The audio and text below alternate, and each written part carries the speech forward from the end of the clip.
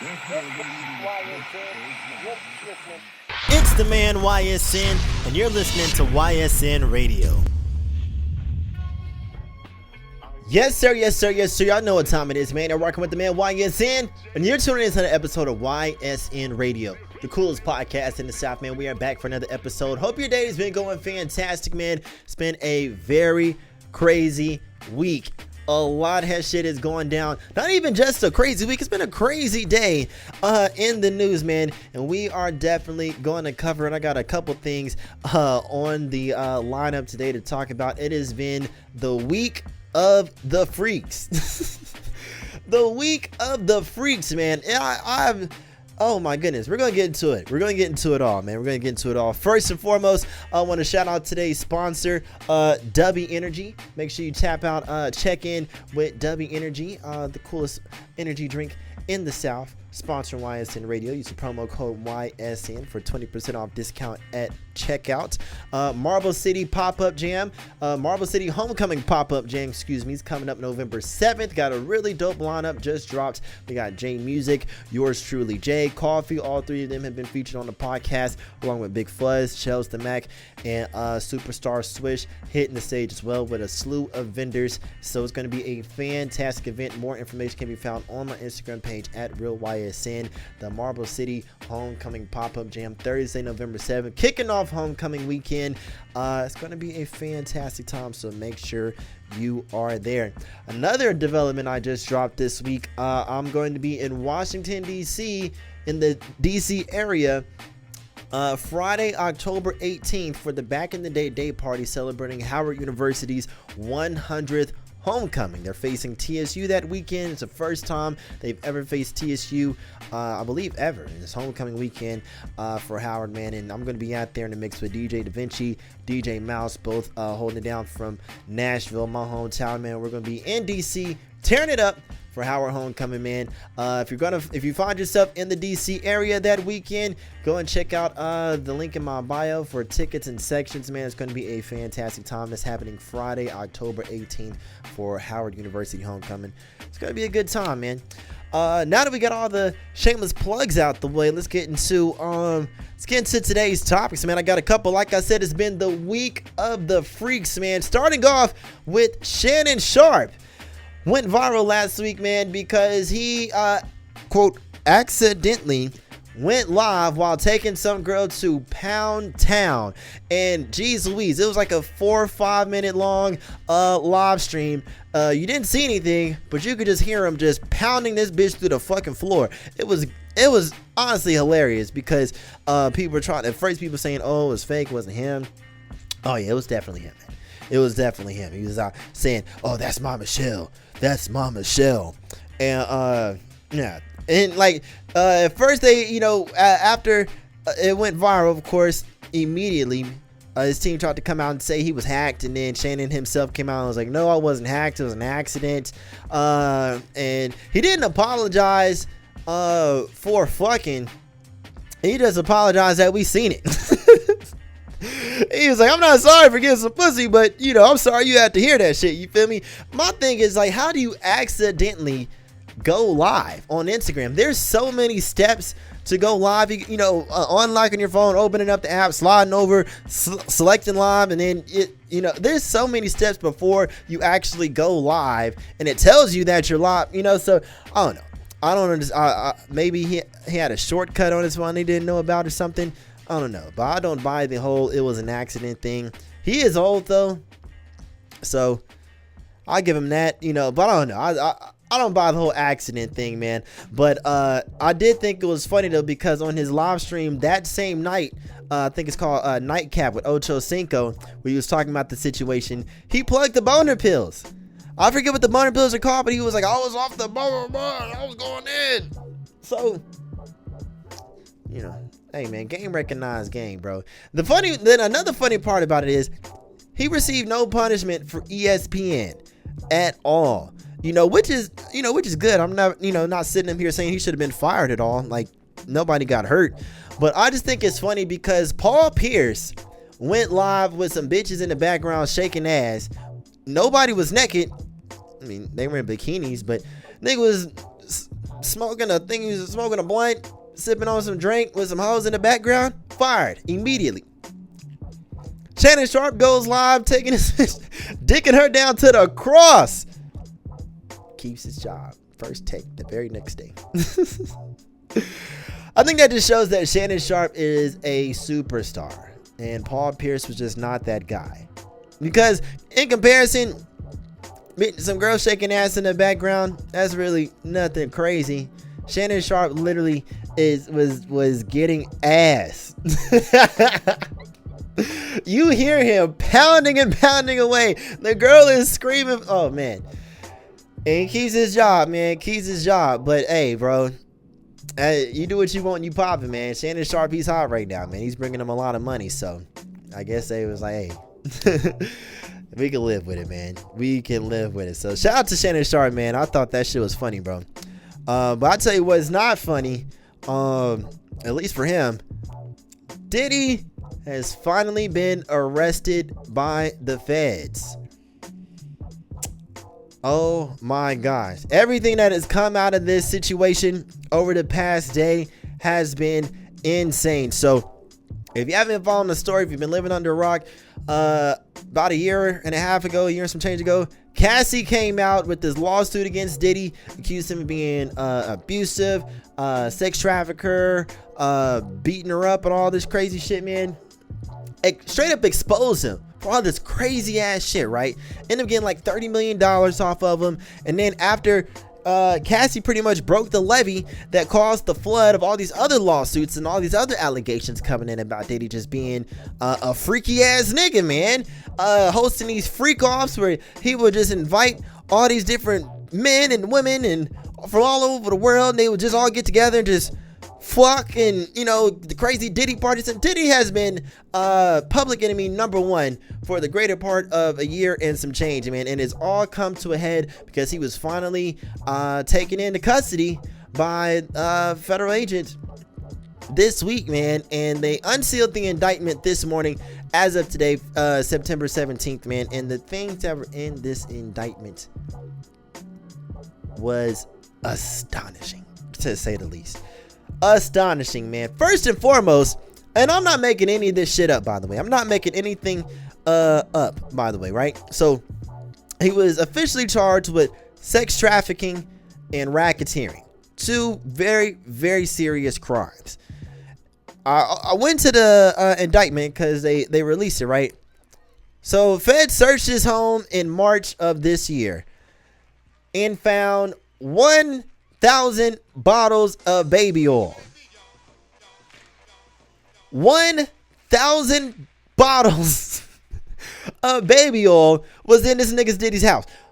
What the fuck do you even need with one bottle of baby oil, let alone 1,000? That is, if that's not the freakiest shit you've ever heard in your life, literally just imagine like a whole closet full of baby oil. And I was really thinking about this shit today, bro, because it's like what kind of freaky ass nigga, not even just speaking about Diddy, but just in general, what kind of freaky ass nigga be oiling up the hose? Like that is never, I've never been able to get into that, like the oily. No, that it doesn't do it for me. And so I thought that was just some shit they only did in porno flicks, you feel me? And that's not real life. At least, you know, we all know that. So to hear that niggas is really oiling up the hose out here was just like, what the fuck? And 1,000 bottles of it is that. I don't think I could trust a nigga that owns one bottle of baby oil, let alone 1,000, man. 1,000 bottles of baby oil is just demonic. There's no excuse for that amount. He should get like literally they should charge him just for having that much alone.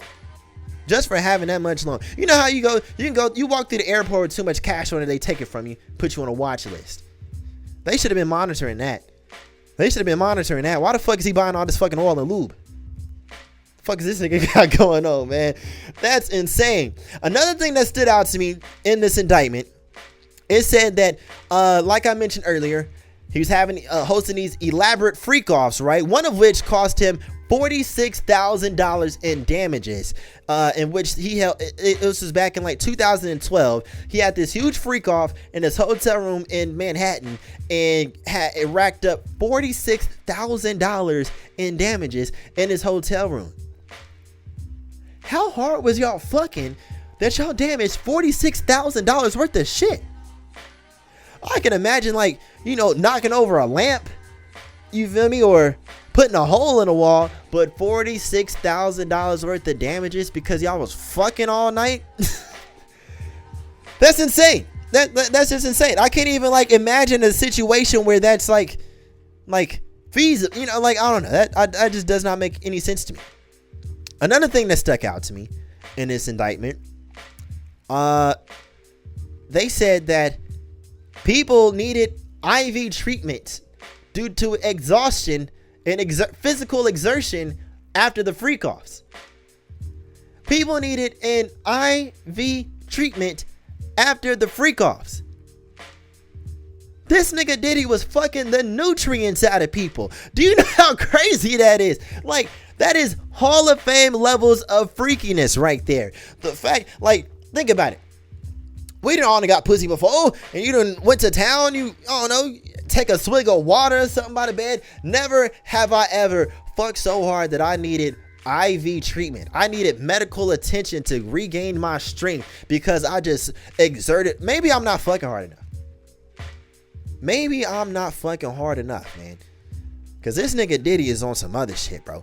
Drugging people, slipping motherfucking Molly and ecstasy and everybody. Like, bro, like, this nigga Diddy was on some next level shit, man. Outside of the freakiness, he also, this was also exposed during the Cassie's lawsuit. He blew up Kid Cudi's car. And that's also in the indictment as well, man. And on top of all that, him getting exposed for these crazy ass freak offs, $1,000 or 1,000 bottles of baby oil, the IV treatments, man. This nigga got denied bail. He has to sit in jail until his trial. Which is insane, man. Which is insane because Diddy's a rich nigga. Net worth of almost $1 billion. You feel me? Money's supposed to talk. I don't know who Diddy pissed off, man, but it might be over with for this nigga, man. I can only see this ending in 2 ways, right? 3. All right. 1, they do this nigga like R. Kelly, lock him up, throw away the key. 2, he pulls some rich nigga trickery, gets off on some wild loophole, scot-free. Or 3, they find this nigga dangling in his cell like Jeffrey Epstein. Those are the 3 ways I can see this thing going, man, because it is not looking good, man. It is not looking good. With all the lawsuits people have got on him, all these people coming out the woodworks that have worked with him in the past, worked for him, was closely associated with him. The feds even said they have videos of these freak-offs. Video evidence of the freak-offs, man. So it's, oh no, bro. And especially like with the RICO case, with like racketeering cases, they're not going to pull that type of charge on you unless they actually have shit on you for real. You feel me?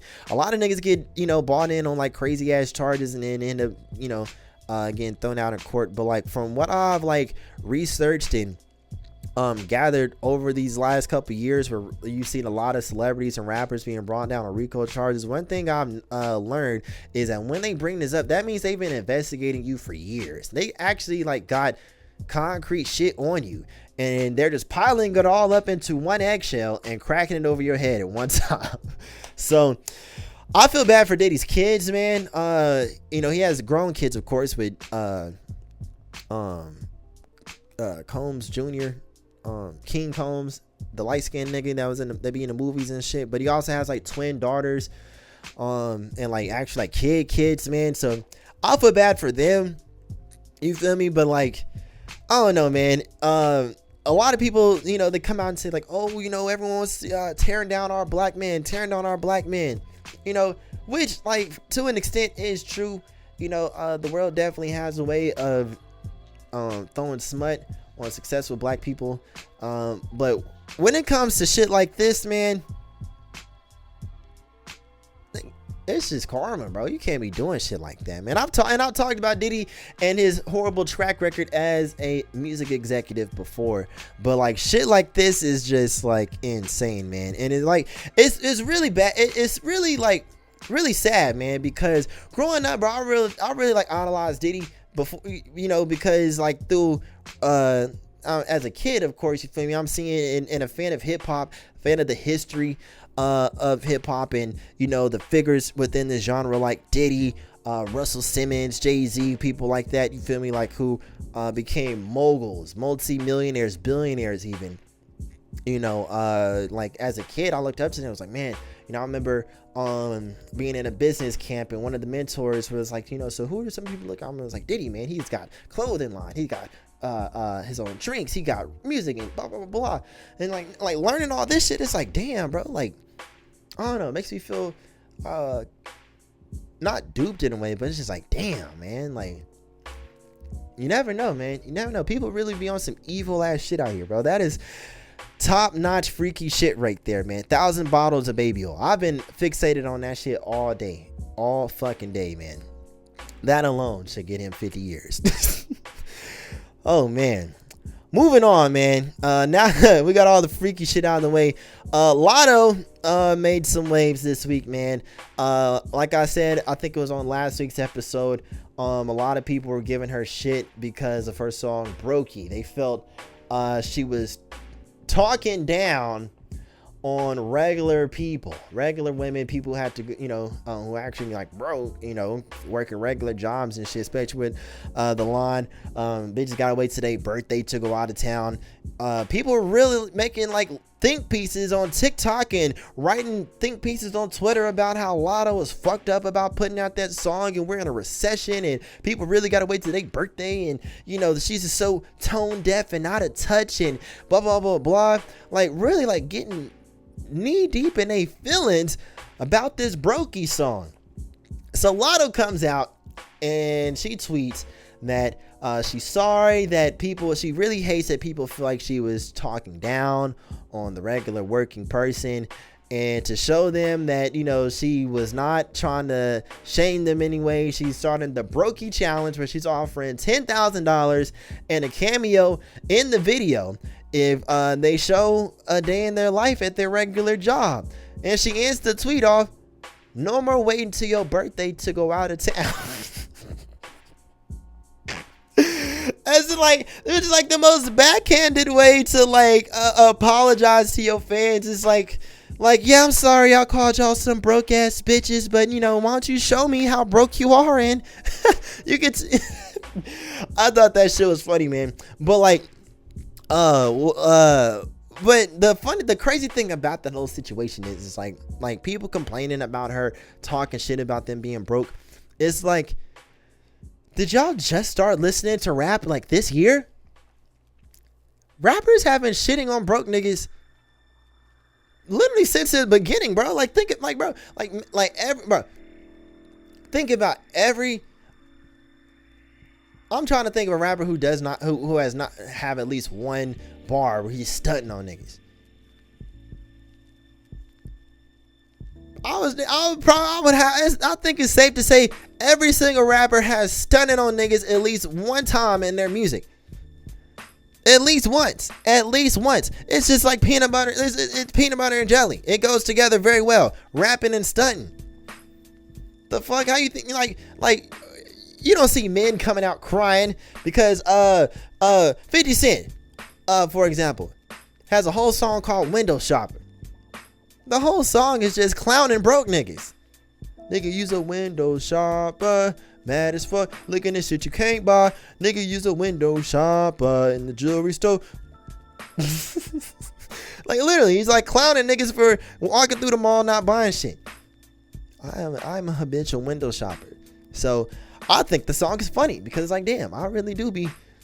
A few times I done walked around the mall and just said that's hard for like an hour or two and went home without buying. You feel me?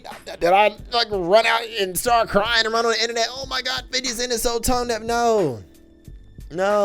Welcome to rap, baby. Welcome to rap.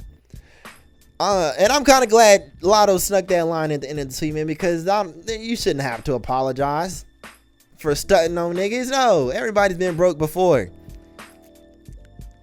And people gonna be like, oh, that's the problem. Niggas, you get some money and they just stunting everybody. I'll be the first to tell you, bro.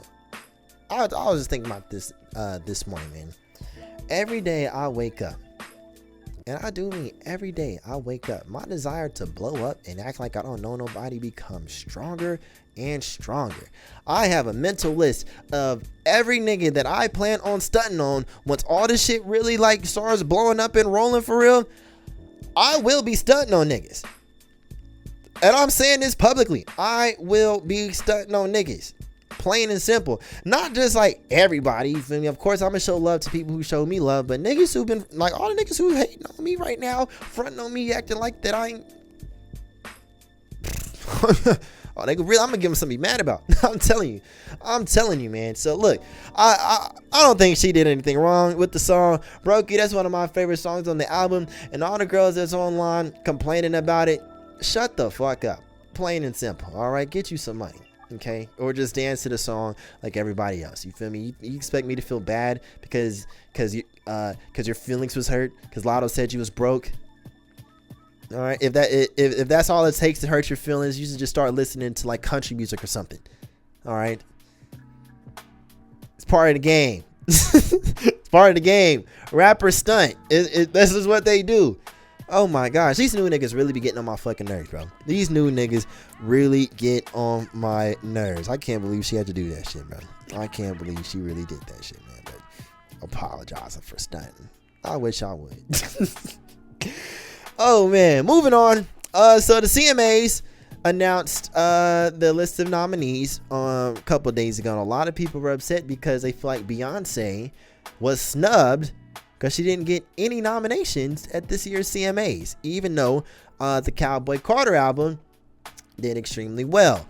Which, you know, if you haven't heard Cowboy Carter by Beyonce, it was a country album.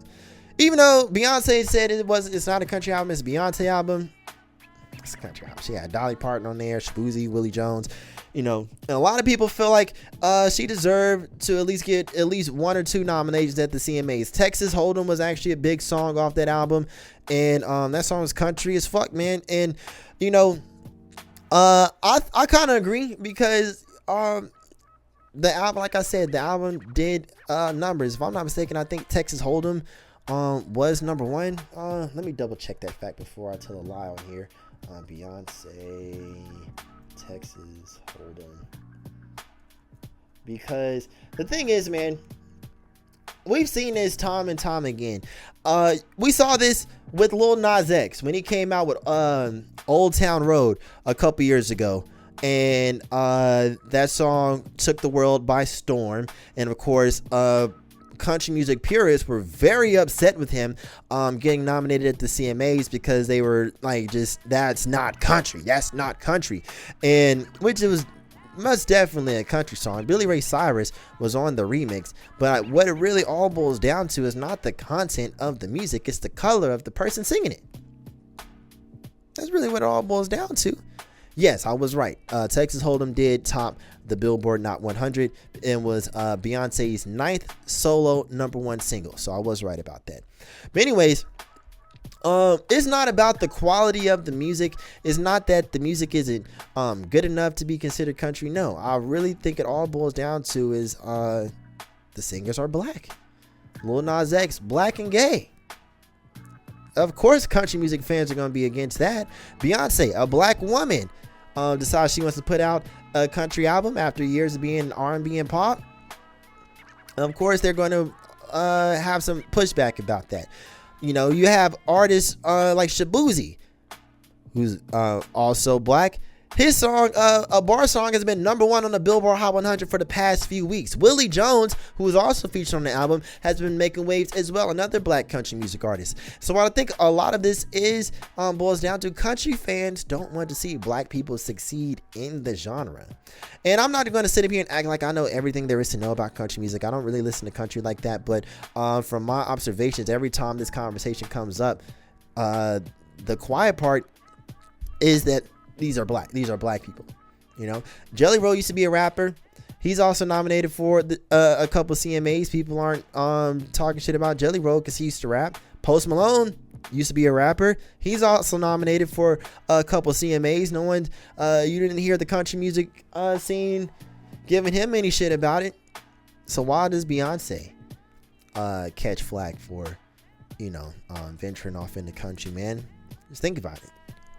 Solid color scheme, man. It kind of reminds me of the NBA in the 1970s. So I watched the video on this a couple months ago. So apparently in the 1970s, when more black people started to get drafted into the NBA, into the league, and more TV stations was picking up NBA games and broadcasting NBA games on TV, a lot of audiences, like white people, were like genuinely upset that all these black people were getting put on these teams, man, because for the longest it was a predominantly white sport. Of course, you had like Wilt Chamberlain and Bill Russell and guys like that, but for the most part, it was all white dudes on the court, and then more and more black people started coming into the league. Attendance was down at the games, and ratings were low for the TV station that were broadcasting NBA games, and so the NBA started to lose money because white people just did not want to watch black people play basketball. They felt it was the white man's game, and they did not want to see black people in that arena. It wasn't until the 1980s when Magic Johnson, Michael Jordan, Kareem Abdul-Jabbar, the Showtime Lakers really changed the game and turned basketball into like an entertainment spectacle, to where that the NBA that we know it today, when things really started to turn around. But I kind of feel this is the same thing going on in the country. You feel me? For the longest, country music has been predominantly white. Even though technically speaking, if you want to be technical, black people really started country music, but we're not going to get down that rabbit hole. But for the longest, country music as a genre as a whole has been predominantly white. And then now that more black people are starting to trickle in and garner lots of attention, country music purists are naturally upset about it. And so now, and this is what we're seeing now. Everything that we're seeing with country music and black artists in country music, the pushback that they're getting, the snubs that they're getting, just reminds me of like NBA in the 70s, man. White people are just so used to seeing themselves in the genre that now it's starting to change up. They're upset. They are upset, man. But hey, I think is moving in the right directions. It is cool to see people that look like me in the genre. Like I said, I'm not trying to sit up here and act like I'm the biggest country fan, but it is nice to see black people moving into territories and succeeding. It's always nice to see. So I want to end it on that note. If you made it this far, thank you very much for tuning in. If you're watching, make sure you check out all the other episodes and all the other interviews. Like, comment, subscribe, all the YouTube shit. Trying to get these numbers up, man. If you're listening, thank you for listening. Make sure you check out all the other episodes. Anywhere you get your podcast from, Spotify, Apple Podcasts, Amazon, iHeart, anywhere you get your podcast from, we are streaming there as well. Check out the website, ysnradio.com. Make sure you go and get you... Make sure you can go and get you some Dubby Energy, some powder, or some nice bottles as well. They also got stickers and t-shirts on the website. Just use the promo code YSN for a 20% discount at checkout. Follow us on Instagram at YSN Radio 1. Until next time, same place. It's the coolest podcast in the South, YSN Radio. Let's go.